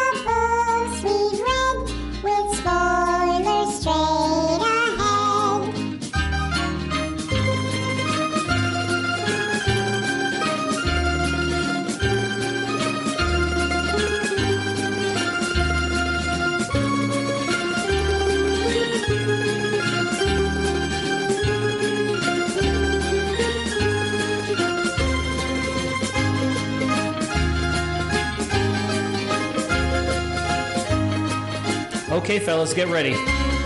That was very good, Sean. Naturally. Jim, you're a little flat there, so be careful. Jim. Okay. Justice League and so much more. I still love Green Lantern Corps. DC Comics are what we know. The Raging Bullet Show. DC Comics are what we know. The Raging Bullet Show.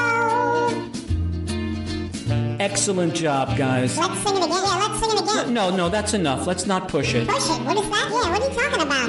No, I didn't mean anything by that. I think you did it right Jim, there. how long do you want the song to go? Look, it's our production.